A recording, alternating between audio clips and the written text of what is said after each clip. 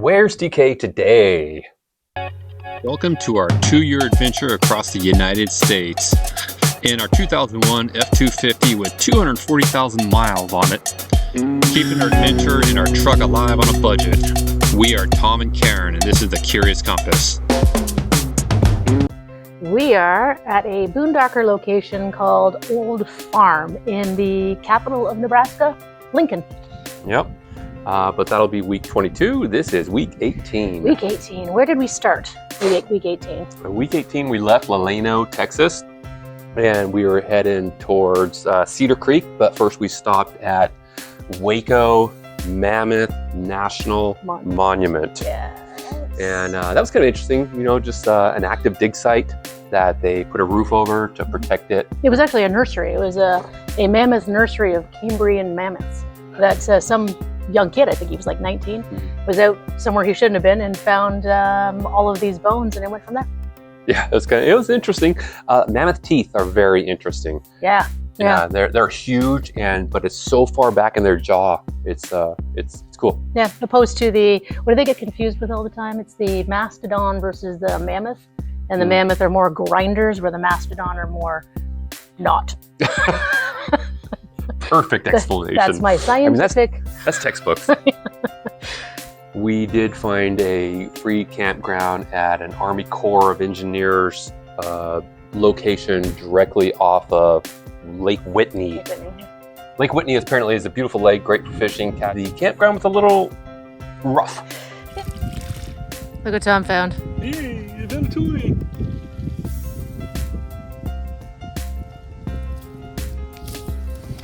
Yay!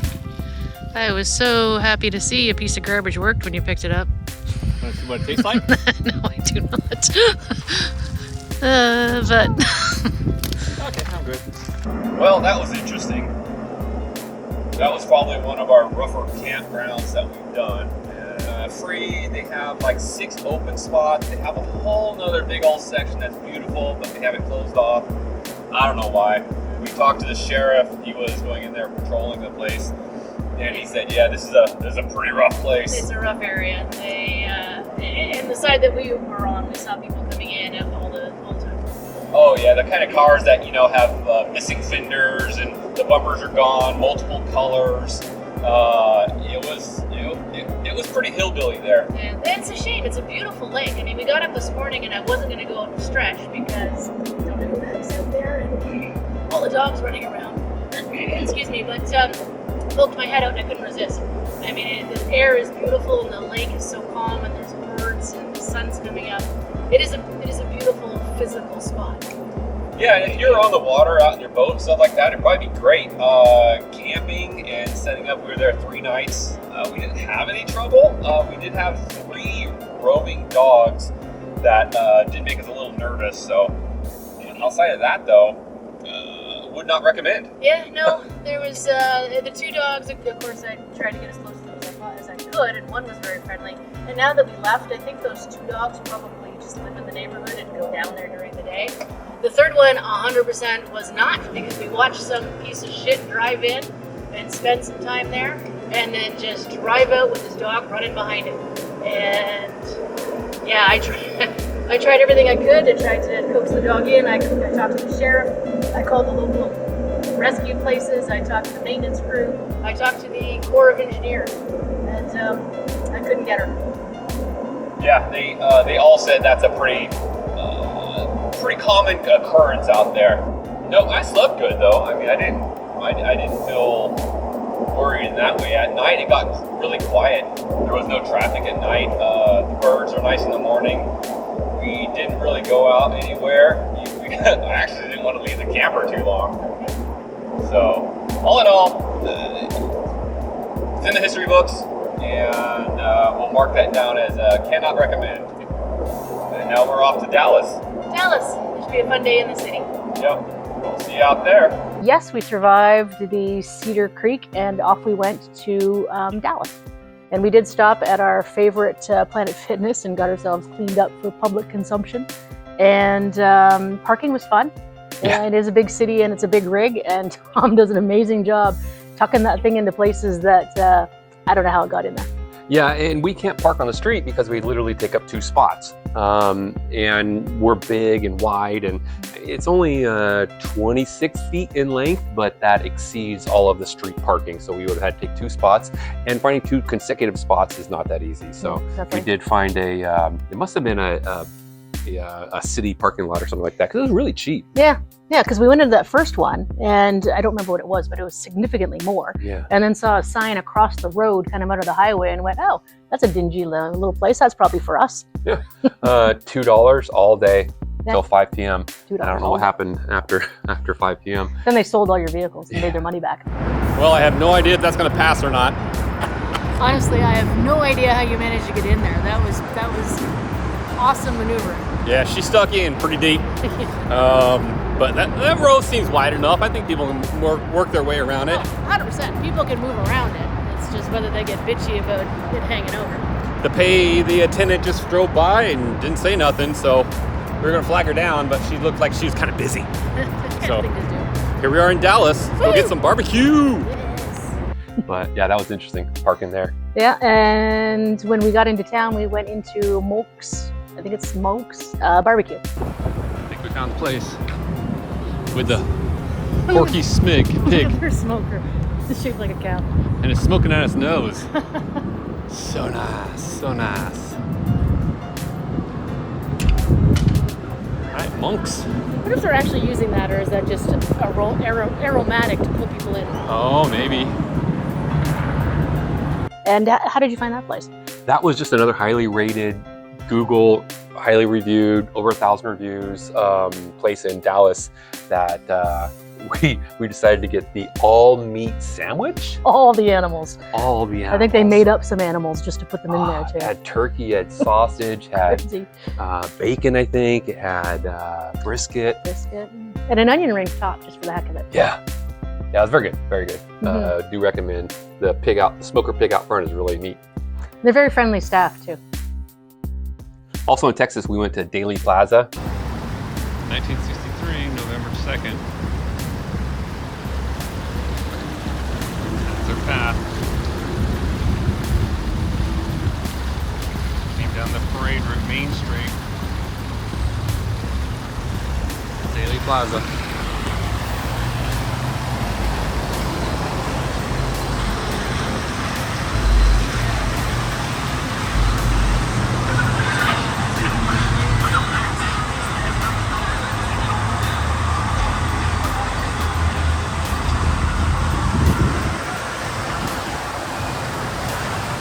Beautiful oak trees.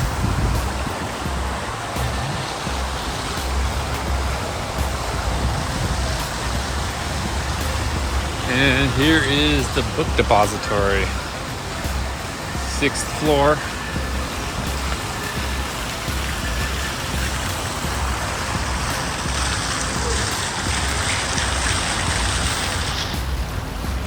Let's see, 1, 2, 3, 4, 5, 6. I think this window is marked where the reader was. And then here, there's next. Dealey Plaza is where President Kennedy was assassinated. They have a lot of monuments there for him. It was kind of surreal because you see little pictures here and there of the event, the tragedy, and to actually see the book depository and the window that was shot from, and the grassy knoll, and the cross on the ground. So I guess that's the fun part of being able to travel and see these locations. You're not just reading about it; you're able to look at it and feel it and sense it and get a better understanding of what happened. Yeah, absolutely. Okay, they do have a monument there, and I think it's worth mentioning that it is kind of monolithic and big and understated, and that was the point from the designer. He wanted more of a cenotaph that's kind of an open tomb that was honoring JFK's open spirit, which I thought was nice. Yeah. It makes more sense now that now that we kind of saw it and read about it. Yeah, interesting.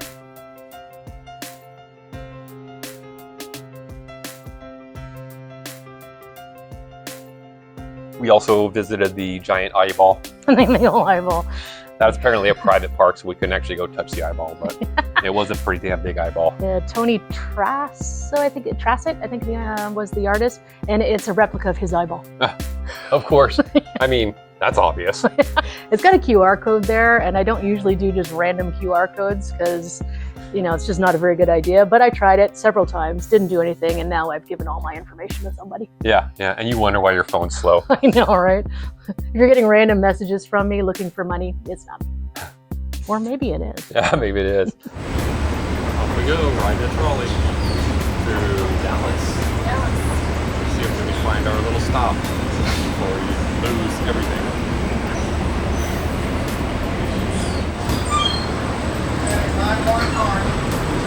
Victor Park. Thanks, sir. Victor Park.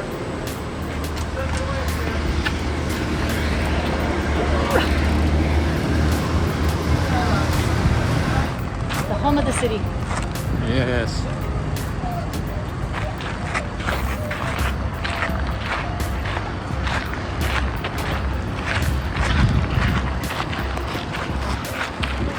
So, what do you think of the Palace of Fine Arts? No. The Louvre? No. The Dallas Museum of Modern Art? It was good. It's the first time I've been in just a proper sculpture painting museum in quite some time. Yeah. Aside from the funeral museums and pigeon museums and whatever museums. So it was interesting. I liked it. Yeah. For Dallas, this was more interesting than I thought it was going to be. Because initially we were concerned about even going here. Because it's like, what is there to do? But it's all a walkable city, so it's very nice. That helps. Yep. Okay. That night we stayed 3 nights or 2 nights at Sam and Sarah's boondocking location. Good question. I want to say 2.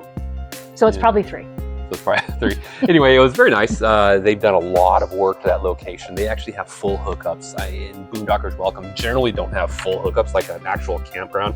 9 spots with dump, electric, and water. And a shower and a washer and dryer and a little give something, take something location. Sam was a lot of fun to talk to. Sarah was also very nice. Scared them away. Scared them away. I'm sorry.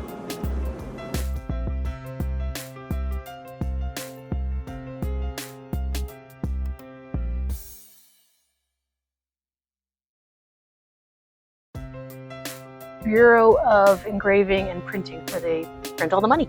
Yeah, and that one was actually fun. I've been to Stampers before, like one here in Kansas. The mints. The mints. But this one, you actually got to see the money running through the machines. It was really cool. Well, we're going to head into the printing and engraving place here in Fort Worth. The Bureau of Engraving and Printing, but no cameras, no phones, no knives, no guns, no dogs, no cats, no food, no fun. So this will basically be all of it for us.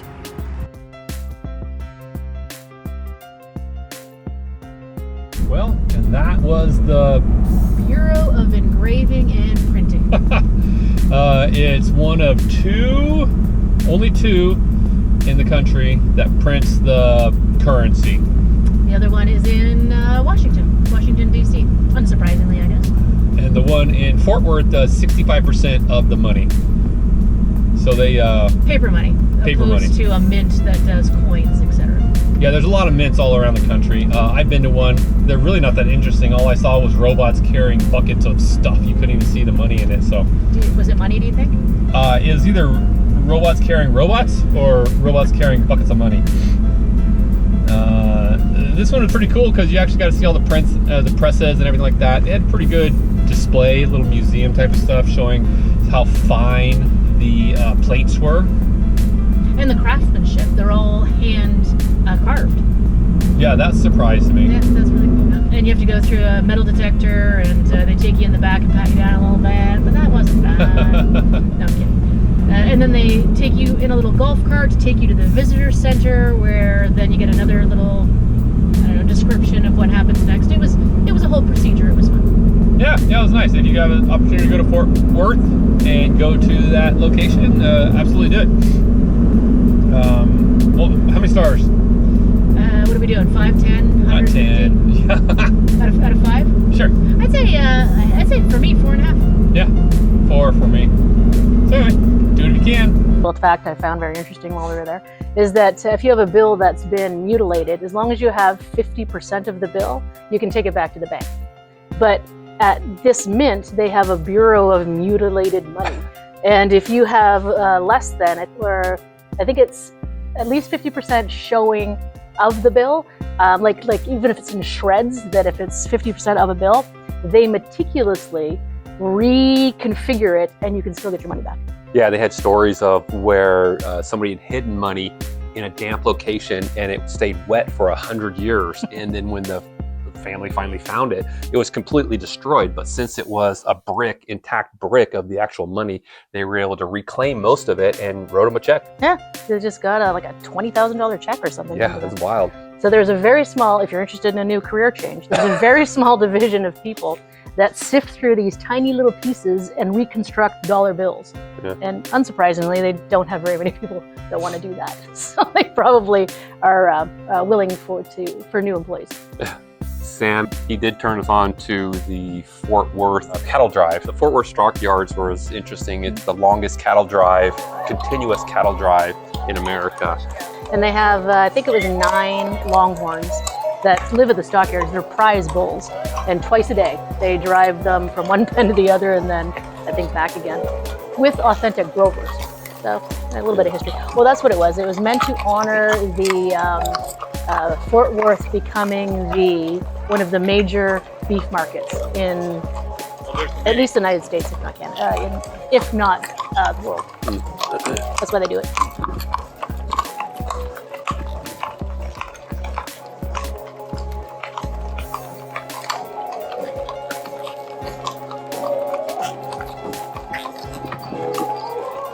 Meanwhile, in most of the rest of the United States, especially where most of the fighting occurred, east of the Mississippi River, you had a beef shortage created by the war. And people want beef. They're trying to get back to normal.